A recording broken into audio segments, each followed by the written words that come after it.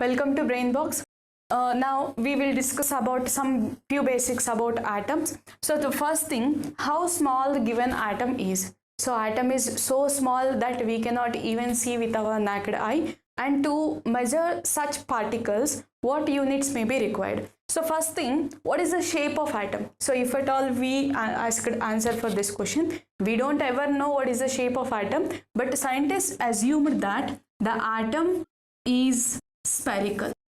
So what they have assumed is that atom is spherical. Now for such spherical objects, what we will measure is their radius. So what will be the radius of atom? Will it be in meters or centimeters? Means no, because atom is very small, that meters or centimeters are much large enough to measure the radius of atom. So what are the units used to measure the radius of atom? Means radius of atom will be measured by using nanometers. So we completely write them as like this, and the symbol for the nanometers is this. And the nano, this is a term which represents exactly 10 power minus 9.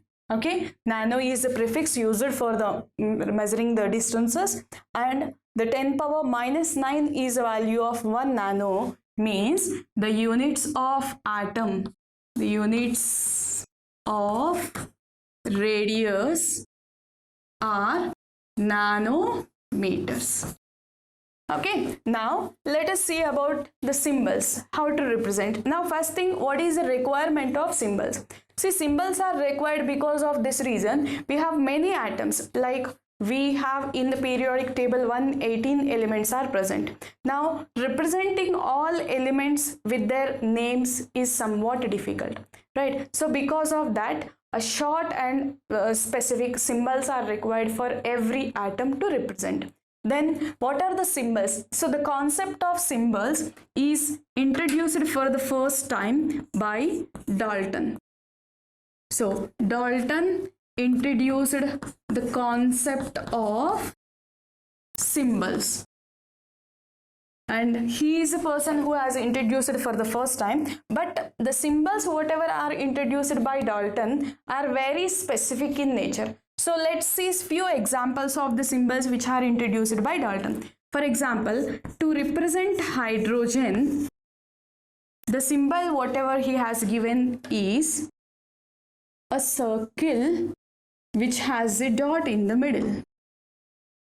Okay, similarly, he has even used oxygen, and the oxygen is represented with the simple small circle, right? And similarly, we can even take sulfur, and the symbol which is used for sulfur is like this. And finally, if at all we need to represent the phosphorus,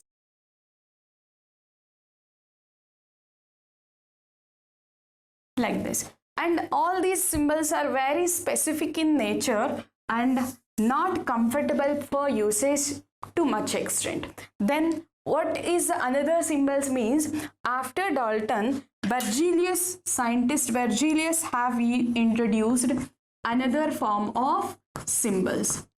So what are the pattern of symbols which is introduced by Berzelius? Means the Berzelius pattern is very comfortable for us to use. Like whatever the symbol of a given element is a letter symbol which is derived from the name of the atom itself.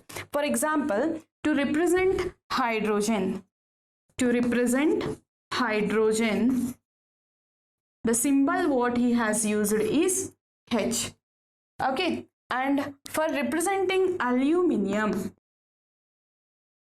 so he has used two-letter symbol. The two-letter symbol is AL, and when we are writing two-letter symbol, it is mandatory that the first letter should be a capital and the second letter should be small letter, right? Similarly, we'll look at few elements here. The few elements, like we can take oxygen, and for oxygen there is only a one letter symbol, O, and for carbon we have a one letter symbol again, right? And for example, if at all we want to represent about magnesium,